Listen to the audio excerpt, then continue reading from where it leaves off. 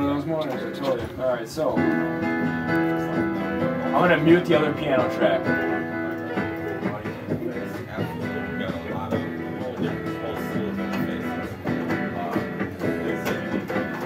I think I missed a note.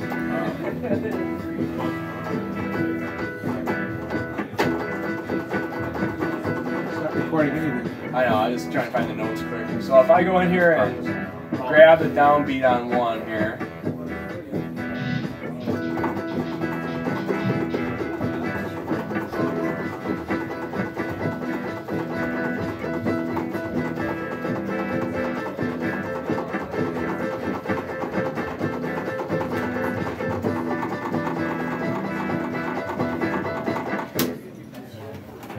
I come up here, see number 3? Yes. I got take 1, take 2, take 3. So I can keep doing that. That's a cool little thing too. I am. I also have sonar. But There's Cubase. You mentioned Cubase. Is that just another music program? Another music program. Yep. How many are there? Dozens? There's Studio One. Yes. Well, that's what this is doing now too. GarageBand, Pro Tools, Cubase, Window. Those are all high-end? Sonar, hit Ableton, right? Ableton. So there's like 8 or 9. They all work basically the same. See, I've got all these programs have the same functionality for the most part, except for some of the lower end ones. They're just laid out differently, and some of the coding is different. But that's signal flow, guys. So how many different classes do you have? Next week is going to be working with, I believe audio effects is next week, working with different types of effects. Then MIDI will be after that. Otherwise known as signal processors. Otherwise known as signal processors. Effects? Yeah. Yeah. Signal processing. We do adding effects, reverb, stuff like that onto our tracks. The week after that will be MIDI data. Really manipulating that, and then the week after that's going to be mixing. Mixing and editing. Are you going to have any paperwork? Yes, I actually do have paperwork. I didn't have enough time to staple it this morning, but if you guys want to get some paperwork, I can get you a sheet before you guys leave. No problem. So when I'm recording guitar, there's a couple different ways, you can mic stuff. I mean, it's really kind of just fiddling and playing with it. If you want to isolate it, or if you want to isolate it, or you want to part of it. The real thing to know, though, is the closer you get to the speaker when you're micing it, you get the proximity effect, which means if I were to hold this and clasp this over my mouth, it's going to sound more bassy, right? That's because the proximity effect says the closer I get to the source, the more bass is going to be included with the signal. The longer wavelengths are going to overpower them. Yeah. There's like a thing where they say, if you have like a half stack and you're standing right next to it, like this is my half stack, I'm standing right here, it ain't going to sound the same as if where Charlie's sitting, right? There's like that couple feet thing, all of a sudden it opens up and it sounds really crisp, right? So I mean, there's a way you could record one mic farther out and get that airy sound, put another one right up close next to the speaker. A trick that I learned when I'm recording. Your 8-pattern microphone. Where you get behind it too. There's a lot of different ways you could do it. I mean, there's a lot of different microphones, a lot of different miking techniques. There's a lot of good material online that you can find. It's like having lenses for an SLR. Yeah. All these different lenses. The good thing to know though is how a speaker works. A speaker sound generates from this crease right here, right around the middle of that cone. So that's where the sound's coming from. And when it comes out, it resonates off the cone until it hits this plastic ring. And you'll notice that there's like a little bump out right there. So when the sound comes off the speaker, it hits this plastic and it forces the sound out. Alright, so what I like to do when I record guitars and stuff is aim this microphone right at that crease.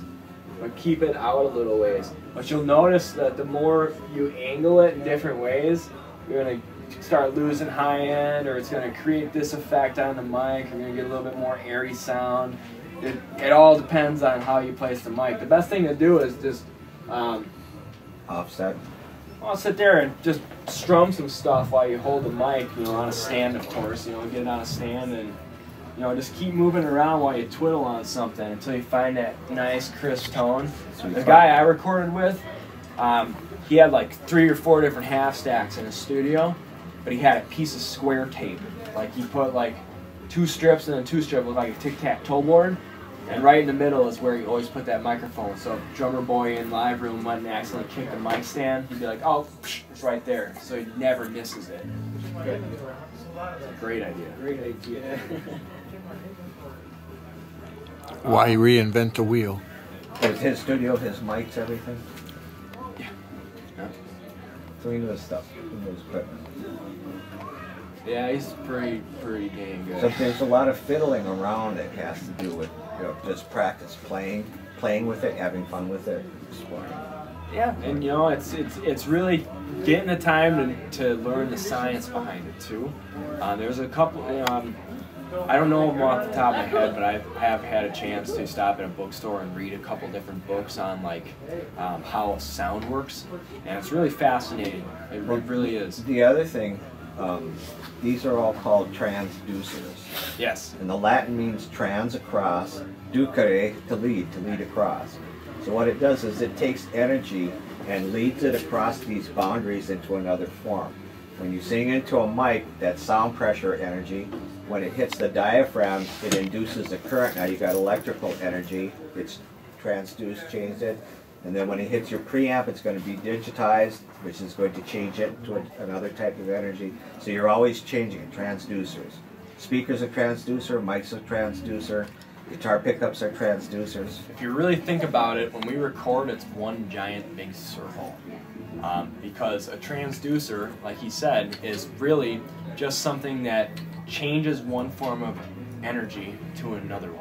That energy is in the form of a signal. It's organized. So when we sing, right, a microphone's got magnets in it that, you know, there's a magnet, there's a diaphragm that moves between them or around them, and it changes the magnetic field. All right, so induces a current. I'm taking an electronical signal with my mind and changing my vocal cords and producing a sound and creating that sound, which the microphone picks up. All right, and it changes that with its transducer. It changes that to electronical signal, goes into my interface, gets changed into digital format, goes to the computer, gets manipulated, gets changed around, goes back to the interface, becomes acoustic, or gets transferred back to acoustical data, which goes to speakers, which creates electrical data but analog into an analog sound for us to hear, which my ear transducers now change into a digital signal with my brain, which goes to my fingers, which helps me play faster or slower to keep me on time with the song. So really, it's a giant feedback loop. What? It's God. Whoa!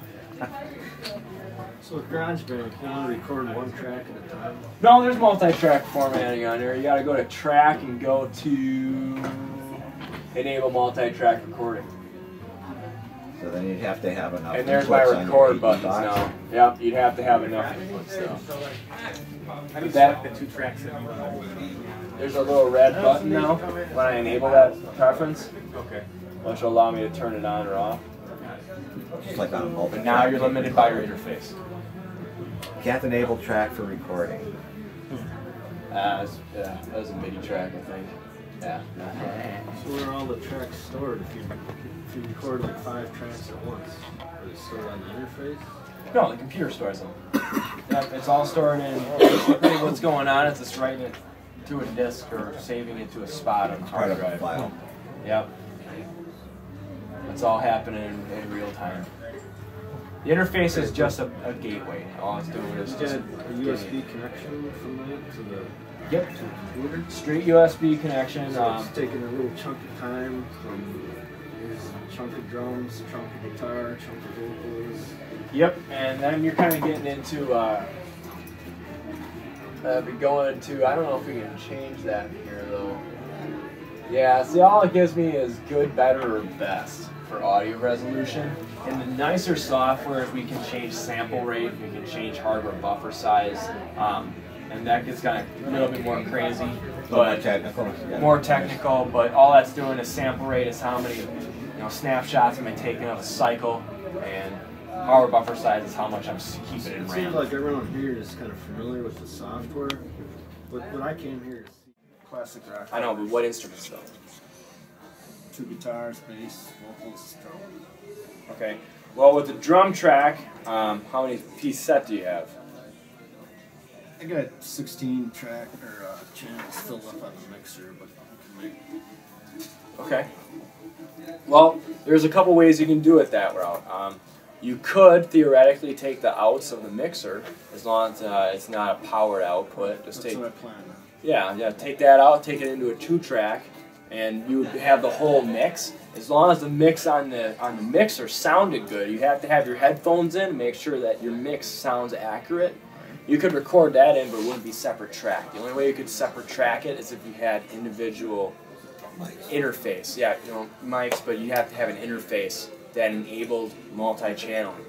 All right, and mixer is not going to do that unless you have, now you're talking about getting up in the higher echelon, all right? Because Isolation booths. No. Yeah, I'm talking like live recording mixers. Recording mixers have separate outputs on the back of them for every channel. I can bring it in and bring it out all at the same time without affecting anything. I got a Mackie VLZR, whatever. How many channels? 16 channel. Yeah, the 16 channel one. I don't think that one has a steel on it though. What? A direct out. But Yes. but if you're just trying to record a band just so the singer can practice, you're not trying to do any commercial with it.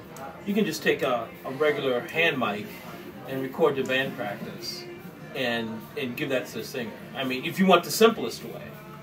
And the hand mics you got today that you guys sell over there, even with the camera thing and stuff on it, I mean, you can get a really decent, mix on that. And just give that to the singer. Just give it to her on the MP3. It's for everyone too. It's like for me, I wanted everything without the guitar, so I can play the guitar. Mm-hmm. Yeah. You need to get a multi-channel interface then. I'd probably recommend an 8-channel. You said you have 5 people in the band, with one of them being the drummer. So there's 4 took up already. It's just one vocalist? Okay. Yeah. Yeah? Or, okay.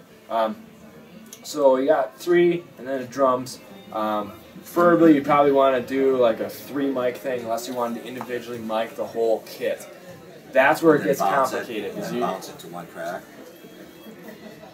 Oh, I mean, if you really want to record it good, you're gonna have to get 2 8-channel interfaces and get them linked together, and then that'll be 16. And Yeah, it's not for quality. It's just okay, more that's for what I was timing. trying to grasp. But We used to make demo tapes with no you cassette could player. put a left mic and a right mic on the drum set, and put one in the middle. So there's 3 mics, and you got a guitar, a bass, and a vocal, right? So there's 6. You still have 2 extra ones if you want to throw something else in there. And that would go into here. As soon as you got into GarageBand, though, you'd have to come in, make a crap ton of audio tracks. So if I went to here and create a real instrument and just kept going and creating more real instruments, I could just come down here. If I had more inputs than 2, I'd have a list of 8 inputs. I can just say, okay, this is this track, that one, that one, that one, that one, that one. Change all the inputs, and then just push record, man. Tell the band to go to town. And that would separate it all out for you. Okay. The USB mixers, I'd stay away from. Too slow. That's just my opinion. I've seen a lot of problems with them. They do have USB mixers, but a lot of times it's just a pain in the butt, man. It's just a huge hassle. I've had nothing but problems with them.